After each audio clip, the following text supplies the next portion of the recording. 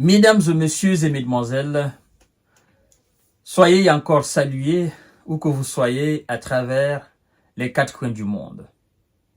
Je dois vous avouer sans aucune chance de me tromper, sans équivoque et sans embâge, que le sort de la ville de Pokrovsk, cette ville dans l'est de l'Ukraine, son sort est scellé. Et on n'y peut absolument rien faire pour éviter la capture. Il n'y a absolument rien à faire. Son sort est scellé. Je vous ai parlé hier de ce village de Djilan qui a été pris par les soldats de monsieur Vlado. Alors, ce matin, je viens d'apprendre encore, information qui est d'ailleurs confirmée par les Occidentaux eux-mêmes. Le ministère de la Défense russe a passé son communiqué et l'information a été confirmée par les médias occidentaux eux-mêmes. Après Djilan hier, aujourd'hui, c'est Mejov. Il s'approche de façon inarrêtable de la ville de Pokrovsk. De façon inarrêtable. Ils sont à quelques 8, 7 km, 6 km de la ville de Pokrovsk. Il y en a qui disent 10, il y en a qui disent 9, il y en a qui disent 7, il y en a qui disent 8, il y en a qui disent 6. Ça dépend des sources d'information. Ce qui est sûr, le sort de la ville de Pokrovsk est scellé. Mesdames et messieurs et mesdemoiselles. Pendant ce temps, les alliés de Zelensky, que font-ils? Concrètement, que font-ils?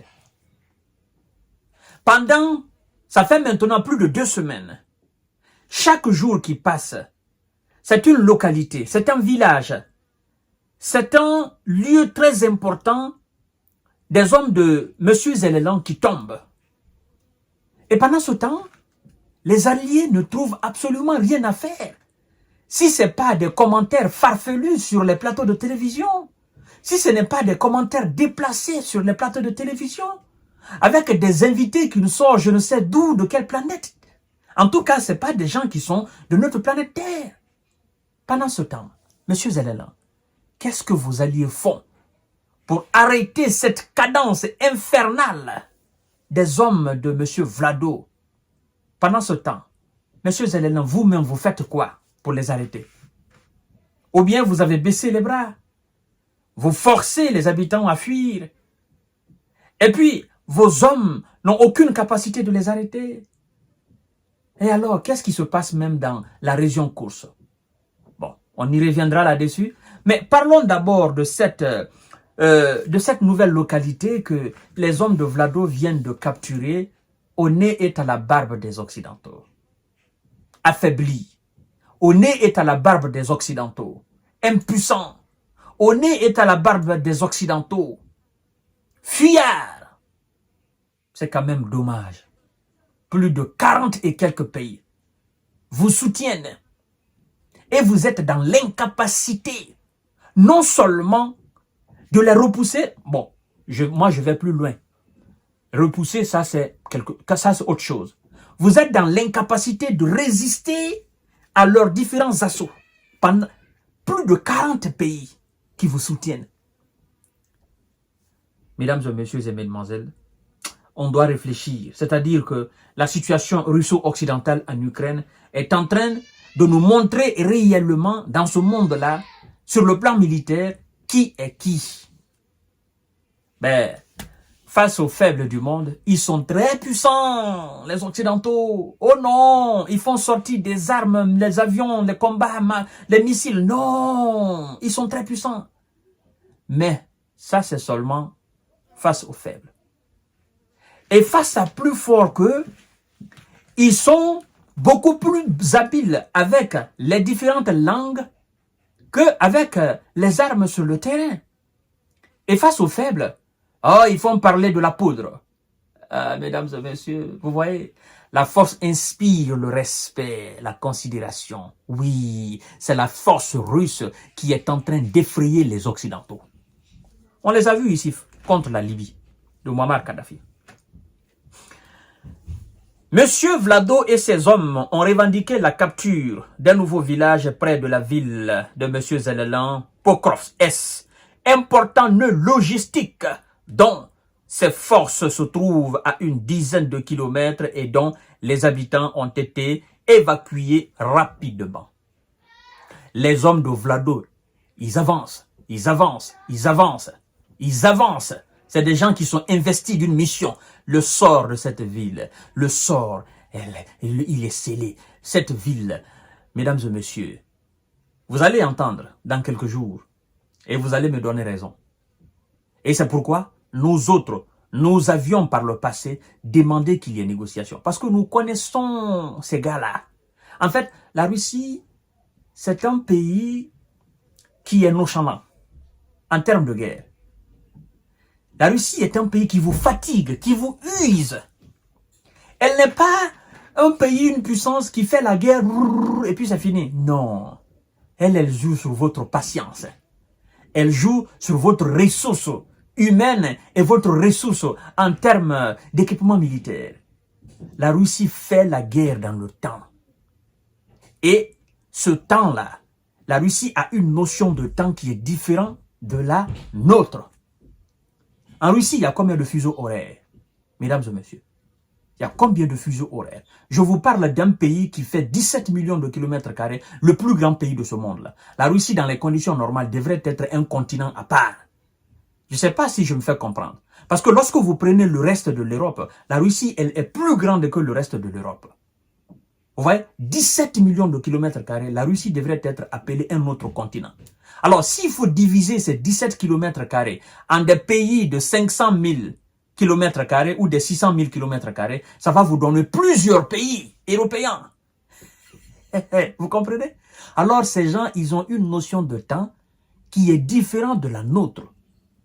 Vous comprenez? Et donc, eux, ils jouent sur le mental de leurs adversaires. Ils jouent sur la patience. Vous patientez, ils vous disent non, encore on y va. Vous voulez faire les choses rapidement, ils vous disent non, calm down. Posez-vous, calmez-vous. Allez-y, mollo, mollo. Et si vous êtes pressé, déposez les armes. Sinon, nous, on n'est pas pressés. C'est-à-dire, eux, ils vous laissent une longueur d'avance. Ils vous disent, bon, allez-y, vous avez encore 5 km, 10 km, 8 km. On va vous rattraper. Vous allez vous fatiguer. Allez-y. Allez-y. Nous vous donnons encore 100 km. Allez-y. Vous allez vous fatiguer. Et quand ils rentrent dans la danse, non, c'est autre chose. On voit ce qui s'est passé en Ukraine. La Russie a mis du temps à entrer dans la danse, dans la véritable danse. Mais depuis qu'elle est entrée dedans, qu'est-ce qui se passe? On sent de la fatigue du côté occidental. Mesdames et messieurs, c'est là, vous devez comprendre que ces gens-là, ils sont dans un autre monde. Alors, chères dames, chers messieurs, chères demoiselles, grâce aux actions réussies des unités du groupement de troupes centre, la localité de Mejov a été libérée, a affirmé le ministère de la Défense russe dans son rapport quotidien sur Telegram. L'armée russe a pris village après village ces dernières semaines dans ce secteur du front, alors menaçant Pokrovsk, une ville de quelques 62 000 habitants située à une importante route menant vers les places fortes sous contrôle encore de M. Zelensky. Mais toutes ces places fortes-là vont tomber parce que plusieurs sont tombés avant la ville de Pokrovsk. L'épicentre des combats demeure dans l'oblast industriel ukrainien de Donbass, où les soldats russes ont l'avantage, étant mieux équipés et plus nombreux. À ce stade, l'offensive en Russie ne semble pas avoir permis d'alléger la pression russe sur Pokrovsk, comme l'espéraient les autorités ukrainiennes, rapporte l'agence d'information. En fait, ils sont pris au dépourvu. Qu'est-ce qu'on veut dire par là dans cette information? C'est que eux, ils espéraient que M. Vlado et son état-major, n'est-ce pas, allaient enlever une très bonne moitié de leur effectif dans l'est de l'Ukraine et les envoyer dans la région de Kursk. Mais non, ils n'ont pas fait ça. Ils ont dit, ah, donc vous pensez que nous sommes dans un jeu d'enfant. Vous n'avez pas encore compris. Vous n'avez pas appris les leçons du passé. D'accord. Venez. Donc, au niveau de cette partie de l'Ukraine, les hommes de Vlado ont mis une pression insupportable. C'est-à-dire, chaque jour qui passe, ils augmentent la pression. Et donc, les Occidentaux se disent, mais comment se fait-il que ces gars ont pensé qu'ils allaient faiblir là, mais ils ont même augmenté d'intensité, le rythme, la cadence, ils ont augmenté. Et de l'autre côté, ils ont stoppé aussi. Mais qu'est-ce qui se passe? Est-ce qu'il faut prendre les hommes qu'on a envoyés à course devant ceux qui sont dans l'est du pays? Sinon, le pays va tomber. Le pays va s'écrouler. Bon, c'est à vous de voir, comme ça a été votre stratégie, s'il faut faire revenir. De toutes les façons, ils ne peuvent pas revenir parce qu'ils sont bloqués. Il n'y a pas de route. Ils sont encerclés. Vous serez obligé de former d'autres commandos très forts. Vous voyez, commandos très forts pour repousser les Russes. Mais en attendant, c'est la Russie qui avance sur le terrain. Et vous perdez chaque jour qui passe, vous perdez en territoire, vous perdez en tout. Les soldats sont démoralisés. Il y a des gars de Zéland qui sont au front depuis 2 ans, il n'y a pas eu de rotation. Tous ces gens sont fatigués, ils sont épuisés, ils ne peuvent absolument plus rien. Ce n'est pas moi, ce sont les informations.